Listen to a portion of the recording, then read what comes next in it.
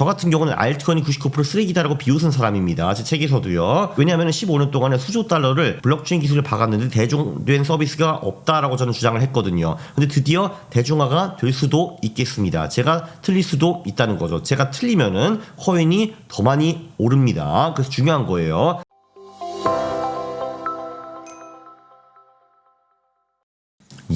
안녕하십니까 할러님들, 가왕국입니다. 모든 시장이 그렇듯이 비트코인도 좀 기관 투자자들이 들어와야지 가격이 많이 오르겠죠. 최근에 보고서가 나와가지고 그 근거를 제시해 줍니다. 같이 한번 살펴보시죠. 피델리티가 최근에 디지털 자산 전망 보고서를 썼습니다. 피델리티 2025년 Look Ahead 디지털 Assets 이런 보고서거든요. 흥미로운 내용이 굉장히 많습니다. 확실히 이제 기관들도 이 시장에 주목을 하고요. 아무래도 기관 입장에서는 그냥 생투기 자산에 투자를 할 수는 없는 거잖아요. 막 민코인을 담을 수는 없습니다. 그래서 그들도 뭔가 장기적으로 이 시장에 근거가 있고 발전 가능성이 있어야지 투자를 할 거 아니에요. 이 보고서가 그런 근거를 좀 제시해 줍니다. 그래서 한번 같이 보시죠. 비트코인과 블록체인 기술은 대중화 단계에 진입했다고 주장을 합니다. 신기술은 6단계를 따른다라고 해요. 일단 탄생을 해야지. 따단 탄생을 한 다음에 막 실험을 하겠죠. 뚝딱뚝딱. 아이고 이것도 안 되네. 아우 이것도 안 되네. 팡 터졌어. 아유 죽었네.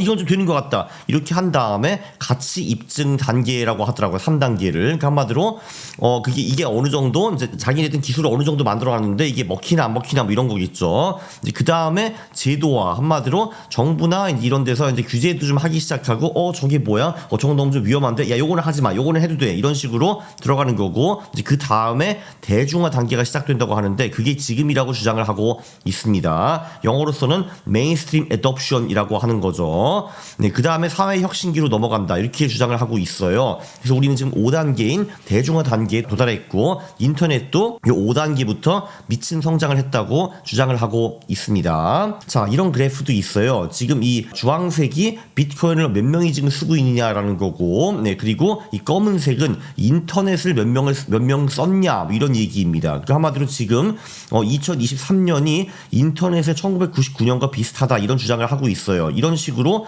이 논리대로 계속 비트코인 유저들이 늘어나게 되면은 2005년 그러니까 이제 6년 동안에 그러니까 요게 한 5배 정도 되겠네요. 그렇죠? 그러니까 이런 식으로 하면 우리가 지금 여기쯤 와 있을 거 아니에요. 우리가 여기쯤 와 있을 테니까 유저가 5년 만에 서너 배 증가하는 것이 가능할 겁니다. 이런 식으로 비트코인을 쓰는 사람이 많아지면은 비트코인 가격이 오를 가능성도 굉장히 높겠죠. 그래서 진짜 한 4, 5년 후에 10억 명 이상이 비트코인을 쓸 가능성도 있습니다. 자, 그리고 이 보고서가 재미있었던 게 우리가 지금 경제에서 가장 두려워하는 게 스태그플레이션입니다. 여기서 스태그라는 거는 스태그네이션, 그러니까 경기 침체 플러스 인플레이션, 정말 최악이죠. 듣기만 해도 끔찍합니다. 그리고 이런 스태그플레이션이 오면은 주식도 망하고 채권도 망하게 돼 있어요. 주식은 경기가 안 좋으니까 망하고 채권은 인플레이션 때문에 금리가 올라가기 때문에 망합니다. 자, 그러면은 주식과 채권이 망하는데 비트코인도 같이 망하지 않을까라고 생각을 할 수가 있는데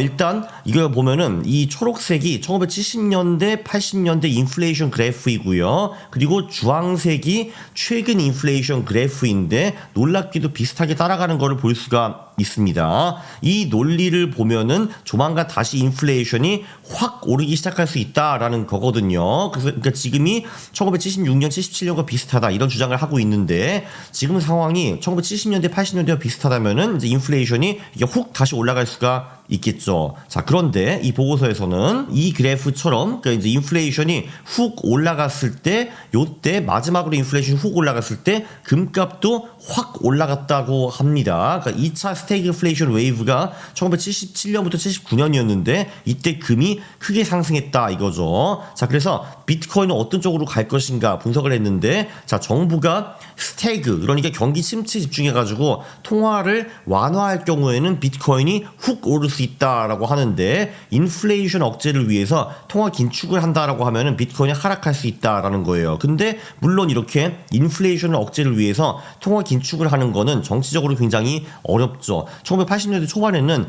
폴 월커라는 페드 의장이 나와가지고 인플레이션을 잡기 위해서 금리를 18%까지 올렸거든요. 그러니까 미국 경제가 다 죽어버렸어요. 그러나 인플레이션은 잡혔습니다. 근데 이게 정치적으로 하기가 굉장히 어렵죠. 저도 솔직히 잘 모르겠는데 그래도 저는 솔직히 말해서 인플레이션이 팡팡 뛰면은 비트코인이 그래도 주식과 비슷하게 같이 가라앉지 않을까 그런 생각을 하고 있기는 합니다. 그러니까 아직도 저는 비트코인이 주식 쪽이 더 가까운지 금 쪽이 가까운지 잘 모르겠는데 지금까지 흘러가는 걸 보면은 그래도 나스닥과 비슷하게 같이 갔거든요. 그래서 나스닥이 막 7, 80% 빠진다라고 하면은 코인도 무사하지는 못할 것이라는 게 제 주장인데 이제 피델리티는 좀 다르게 생각을 하는 것 같습니다. 제 선생님인 클로우드 AI는 강세 가능성이 높다. 왜냐면 인플레이션이 오면은 화폐 가치가 하락을 해야 되는데 그걸 해치하기 위해 사람들이 비트코인을 도망가고 정부 불신으로 탈중앙화가 가속될 수가 있고 대체 자산 그러니까 주식과 채권이 아닌 다른 자산들의 수요가 증가할 것이다. 그래서 스태그플레이션이 오면은 비트코인이 오를 가능성이 높다라고 클로우드는 주장하고 있고 피델리티는 반반 정도라고 하고 있고 저는 그거보다는 조금 더 부정적이긴 한데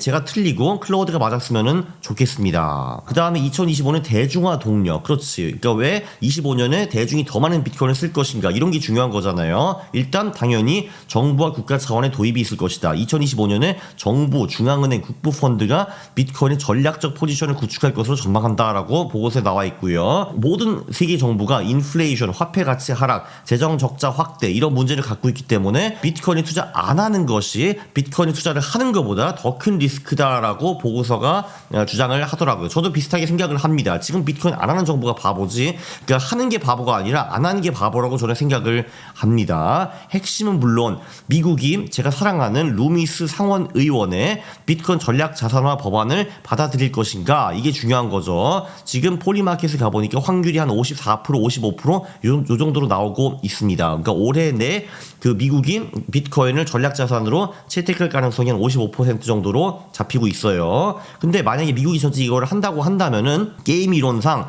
다른 국가들도 따라할 수밖에 없습니다. 그리고 이제 모든 국가들이 막 몰래 매수를 시작할 거라고 하더라고요. 왜냐면은 여러분 우리 국가가 이제 비트코인을 삽니다. 예, 대한민국이 비트코인을 삽니다. 우와 하면은 가격이 막 올라버리겠죠. 그 전에 사기도 전에. 그러니까 그렇게 하면 안 되는 거고 이제 몰래 비트코인을 사면서 여러분 실은 우리도 비트코인을 샀습니다. 하 이렇게 나와야 되는 거죠. 그렇죠.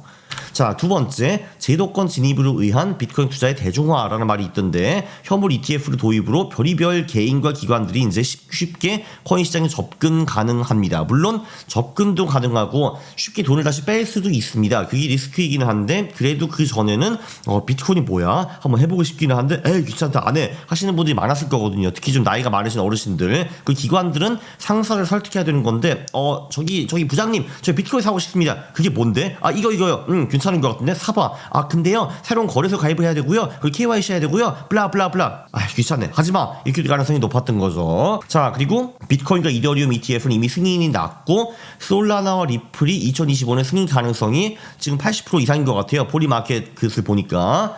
그리고 역대 가장 성공적인 ETF 중에 하나였습니다. 이 비트코인 ETF가요. 2004년에 금 ETF가 생겼는데 그 금 ETF에 20년 동안 쌓인 자산의 80%가 벌써 2024년 1년 만에 모였습니다. 그리고 지금까지는 ETF 투자자 중 80%가 개인으로 추정이 되는데 대형 기관들은 아무래도 이런 데 가입하고 뭐 그런 절차가 복잡하기 때문에 추가 진입이 꽤 있을 것이라고 추정을 하고 있습니다. 그러니까 개인들이 이미 다 들어와 있는데 근데 역시 기관들은 절차가 있잖아요. 딱 이제 또 이제 상사를 설득을 해야 되고 뭐 이런 거지. 그러니까 과장님 이거 해도 돼요? 과장이 글쎄 3개월 후에 오케이. 그럼 차장이 와서 차장님 이거 해도 돼요? 부장님 이거 해도 돼요? 한 다음에 임원급까지 가가지고 임원들이 또 회의를 해야 되잖아.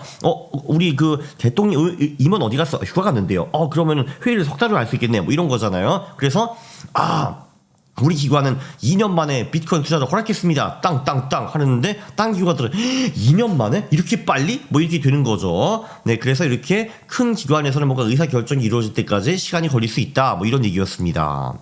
세 번째, 토큰화. 이게 2025년에 킬러 앱이 될 수 있다라고 주장을 하더라고요. 실물 자산의 토큰화. 23년 80억 달러, 24년 140억 달러, 올해도 다시 한번 더블이 돼가지고 300억 달러까지 충분히 성장이 가능하다고 피델리티 보고서는 주장하고 있습니다. 기본적으로 국채, 채권, 원자재, 주식, 부동산 등 원칙적으로 모든 자산의 토큰화가 그리고 거래가 가능하거든요. 저는 개인적으로 한국 부동산을 좀 토큰화했으면 굉장히 좋을 것 같습니다. 아시다시피 대한민국은 자산의 그러니까 순자산의 85% 이상이 지금 부동산에 잠겨 있거든요. 특히 서울 아파트에 많이 잠겨 있죠. 근데 이 돈이 지금 땅에 들어가 있기 때문에 안 나오고 있어가지고 지금 경기가 상당히 좋지 않습니다. 내수도 별로 좋지 않고 있죠. 그러니까 뭐 이런 거지. 나 아파트 주인이야. 나 30억짜리 아파트 있어. 하는데 그 30억은 지금 땅에 묻혀 있기 때문에 내가 사실상 쓰고 경제 활동에 참여할 수 있는 돈이 별로 없다라는 거죠. 자, 그런데 이런 거지. 예를 들면은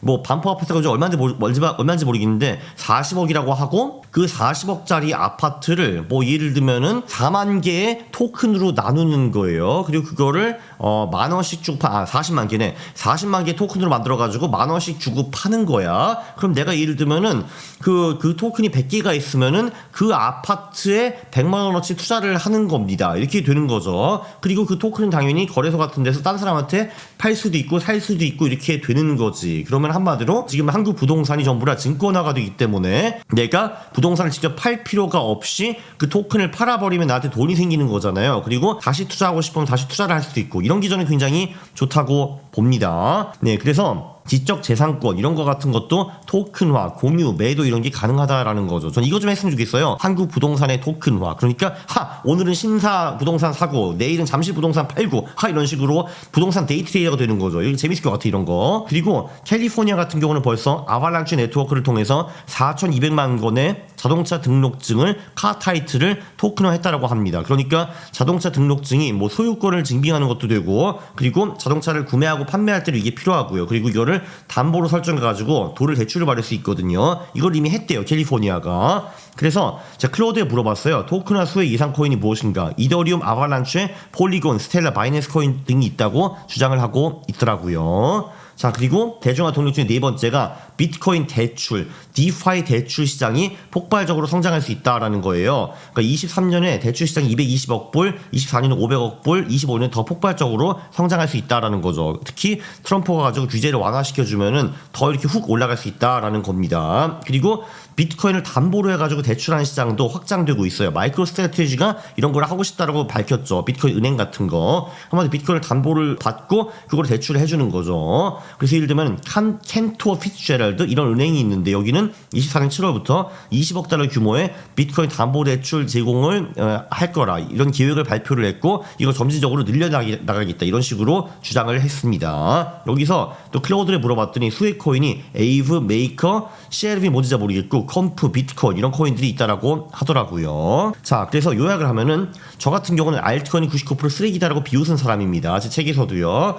왜냐하면 15년 동안에 수조 달러를 블록체인 기술을 박았는데 대중된 서비스가 없다라고 저는 주장을 했거든요. 근데 드디어 대중화가 될 수도 있겠습니다. 제가 틀릴 수도 있다는 거죠. 제가 틀리면은 코인이 더 많이 오릅니다. 그래서 중요한 거예요. 아무래도 이제 일상생활에 쓸모가 있는 서비스의 가치가 쓸모가 없고 투기만 가능한 서비스보다는 훨씬 더 그 가치가 높겠죠. 그래서 중요한 거는 우리 트럼프 형이 미국 전략 자산에 해주는 겁니다. 그리고 실물 자산 토큰화, 디파이 이쪽에 주목을 좀 해야겠죠. 그리고 스태그플레이션은 주식 채권의 최악의 시나리오인데 비트코인은 의외로 살아남을 수도 있다라는 것이 이 피델리티 보고서의 중요한 메시지였습니다. 여러분 굉장히 유익했죠. 구독과 좋아요 부탁드립니다. 싫어요를 누르시면 제가 매우 싫어합니다. 감사합니다.